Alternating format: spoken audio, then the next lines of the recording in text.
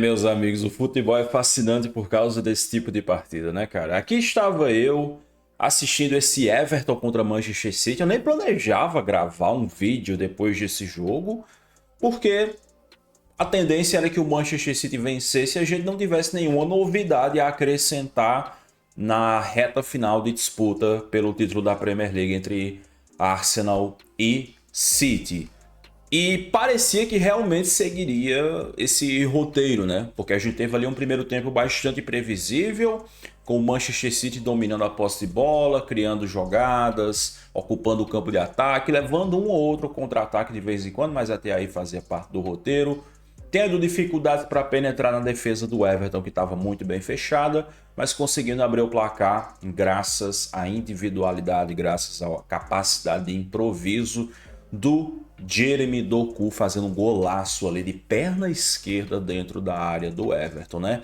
Importante aqui pontuar como é interessante o Doku, que é um ponta, né? Um ponta esquerda, mas que apareceu lá por dentro, lá no centro da área, para fazer esse gol aqui, recebendo ali mais uma assistência do Ryan Cherki, né? Por muito tempo se comentou essa questão de que o Guardiola limitava demais, deixava o Doku preso ali na ponta.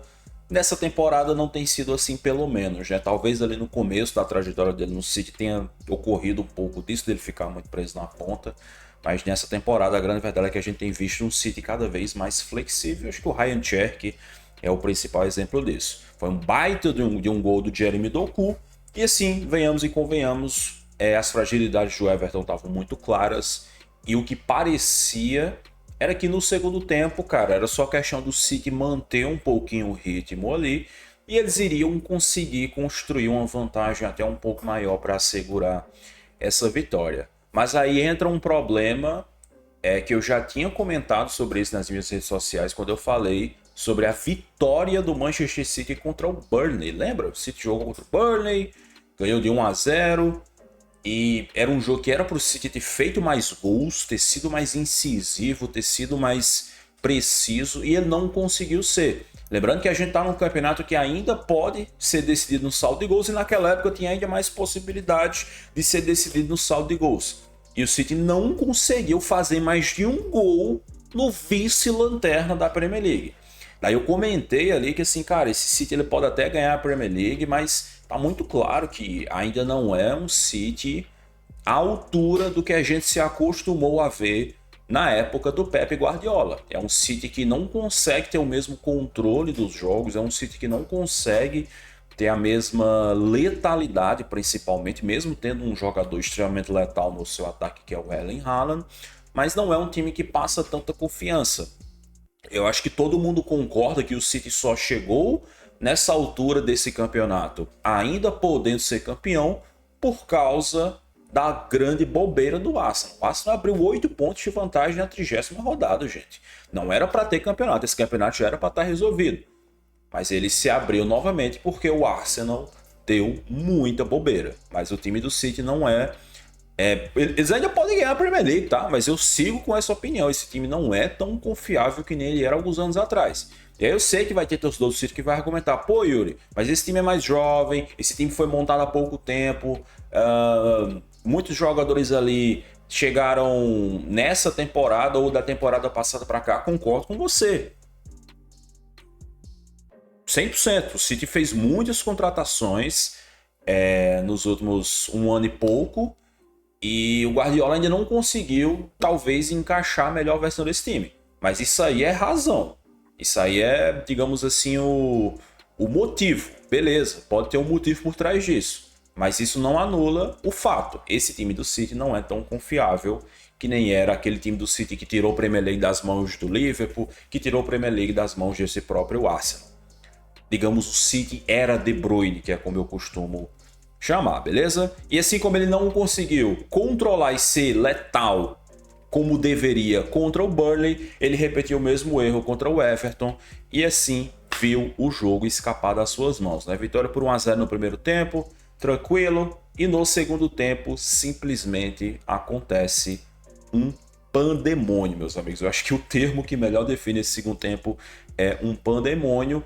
E antes mesmo dos gols do Everton, o City já tinha concedido 2 chances claras para os donos da casa, tá? Antes de sair o gol de empate do Everton, praticamente 2 chances assim que o Donnarumma foi quem salvou o rabo do Manchester City, né? Uma delas cara a cara. Então assim, chega uma vez, pá, Donnarumma salva. Chega outra vez, pá, Donnarumma salva. E isso o jogo tá no 1-0, cara. Isso o jogo tá no 1-0. Se fosse o caso, não, o jogo tá 3-0, então o City deu uma descuidada, uma relaxada, baixou a guarda, você até consegue entender. Mas, cara, o jogo tava 1-0. O City não podia se dar o luxo de perder tanto o controle do jogo que nem ele tava perdendo nessa partida. Tava na cara que, assim, mesmo que não fosse a grotesca falha do Guerri, tava na cara que a merda tava se desenhando. Mas aí o Guerri deu aquele empurrãozinho. E assim, meus amigos, o que dizer disso aqui? O que dizer disso aqui? Primeiramente, vamos lá. A questão do impedimento, né? No primeiro momento, a arbitragem marcou impedimento no lance, porque, como vocês podem ver aqui, o Barry está claramente em posição de impedimento. Mas por que esse impedimento não foi sacramentado? Por que o juiz deu o gol legal depois? Porque o jogador do Everton aqui dá o passe, o Guerri vem, pega a bola, ele não está sendo atrapalhado pelo Barry, ele tem total controle da bola, ele tem total controle da situação, ele recua a bola para o Donnarumma, usa aproximadamente 50 centavos de força e ele dá uma assistência para o Barry. Cara, um erro inacreditável, um erro insano, um erro que pode entrar para a história da Premier League aí, no mesmo, não sei se no mesmo patamar do escorregão do Gerrard, porque assim, o escorregão do Gerrard ele é amplificado pelo fato de ser o Steven Gerrard. Mas é um erro assim que, se realmente o Arsenal ganhar a Premier League a partir de agora, esse erro do Guerri vai ser lembrado para sempre como um dos erros capitais mais decisivos da história do campeonato, porque é um erro grosseiro, grotesco, inacreditável, que pode ter definido aí o título da Premier League. O Barry, obviamente, não tem nada com isso, foi lá e marcou. E depois disso, cara, o City, ele praticamente morre em campo. Ele praticamente morre em campo, assim, é um baque emocional, um baque psicológico muito grande. E os jogadores do City ficam desnorteados, o Everton vai para cima, sente o momento e consegue fazer o 2-1 numa cobrança de escanteio ali com o gol do O'Brien. O Donnarumma até chegou a reclamar ali, né? De que, fui atrapalhada lá, o jogador me bloqueou. Mas, meu Donnarumma, Premier League, Donnarumma, vamos lá.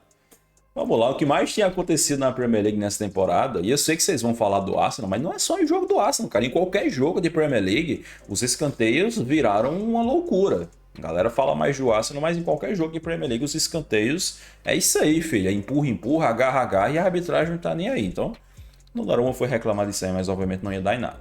O Everton fez 2-1, o Everton virou o jogo em um passe de mágica, cara. Em questão de minutos ali, o City saiu de um jogo que tava à feição ali para fazer 2-0, 3-0, vitória, vamos lá, vamos para a próxima rodada.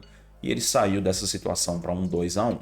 E logo depois saiu para um 3-1, cara. Numa jogada assim que o Everton sai tocando, sai levando a bola com facilidade. O City completamente perdido, assim, completamente entregue. E o Everton conseguiu fazer o 3-1 ali de novo com o Barry, né? Numa jogada ali que a bola até desvia, se eu não me engano, não me lembro agora se era o O'Reilly que estava ali tentando cortar e acabou desviando e sobrando pro Barry para ele fazer o 3-1. Aqui parecia que o jogo já estava entregue, né? Tipo 3-1, 80 minutos, o City totalmente desnorteado, mas aí vem a sagacidade do nosso querido Kovacic, né? O Kovacic, ele basicamente fez um kickoff, né? Quem aí joga jogo de futebol? FIFA, futebol, kickoffzinho ali, você bate o kickoff e já dá um enfiada de bola.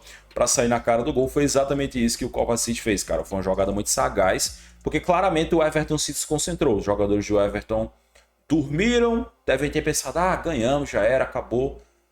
Meio que pensaram que o City não ia reagir.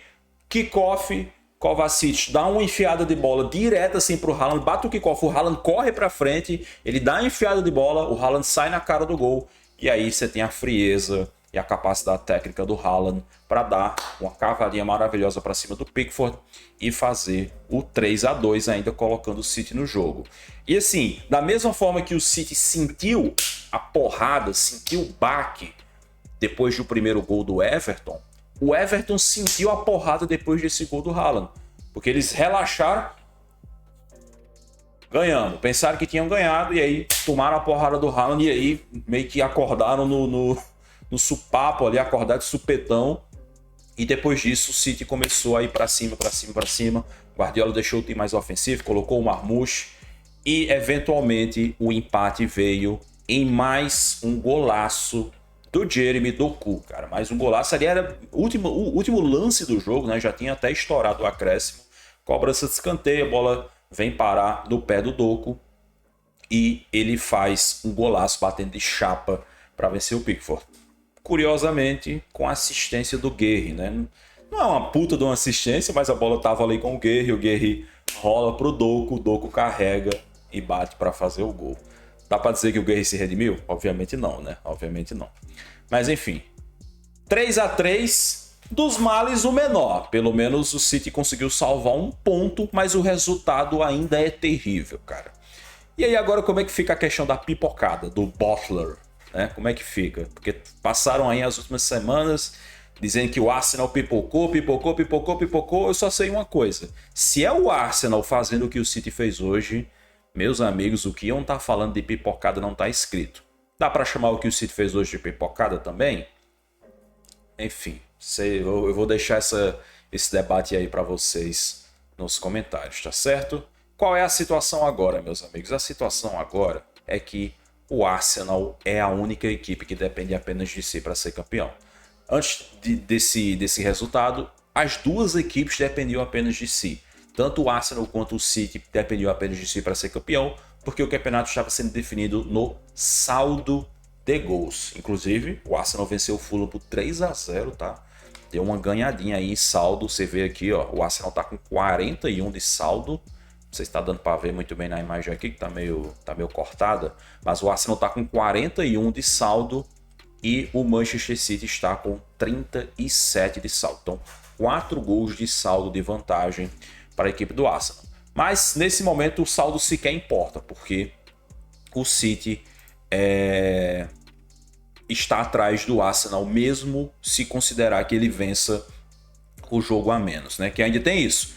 O City tem um jogo a menos contra o Crystal Palace. Não é um jogo tão simples assim. Vamos lá, próximas rodadas. Rodada 36, o City vai enfrentar o Brentford. Cara, esse aqui é um jogo chatérrimo, tá? Esse aqui é um jogo chatérrimo. O Brentford é um time muito bom, é um time muito bem treinado. Tá aí com o Igor Thiago iluminado. E o Brentford costuma complicar demais a vida para o City. Enquanto que o Arsenal vai visitar o West Ham. Nem vai precisar viajar, o jogo é em Londres. E o West Ham está na zona do rebaixamento, né? O West Ham entrou na zona do rebaixamento nessa rodada após perder para o Brentford e o Tottenham venceu o Aston Villa.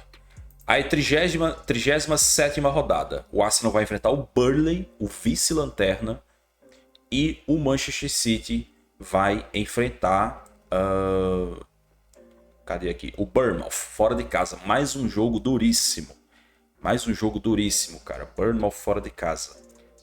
E na última rodada, lembrando, no meio disso tudo aqui tem um jogo a menos do City contra o Crystal Palace.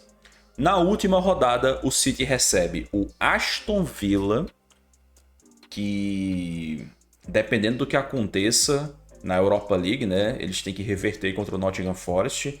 Dependendo do que aconteça, aqui o Aston Villa pode estar desesperado para segurar uma vaga na Champions League.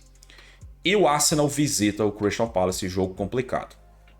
Então, São 3 rodadas para acabar o campeonato. No caso do City, 4, porque ele tem uma rodada atrasada. E sem sombra de dúvidas, o City tem uma tabela mais difícil do que o Arsenal. O jogo contra o Brentford é chato. O jogo contra o Bournemouth é chato. O jogo contra o Aston Villa é chato. E a rodada atrasada que eles vão jogar contra o Crystal Palace também não é uma teta, também não é mamão com açúcar. Enquanto que o Arsenal, dos 3 jogos finais do Arsenal, 2 são contra equipes que estão na zona do rebaixamento. Então, meus amigos, alguns dias atrás eu fiz um vídeo dizendo que o Arsenal ainda podia ser campeão. Eu fiz esse vídeo logo após a derrota do Arsenal contra o City. Tava todo mundo falando que o campeonato já tinha acabado, acabou, meu Deus do céu. Eu gravei um vídeo falando, rapaziada, a tabela do City é mais complicada. Rapaziada, esse time do City não é confiável. Rapaziada, o Arsenal ainda pode ser campeão, o campeonato ainda está nas mãos do Arsenal. E é deboche pra tudo quanto é lado, é muita palhaçadinha. Tá aí agora a situação. Vocês não podem dizer que eu não avisei, né? Enfim, meus amigos, era isso que eu tinha para falar. Acho que o campeonato ainda não está resolvido. Agora o Arsenal tá com ele nas mãos, mas ainda pode acontecer uma reviravolta.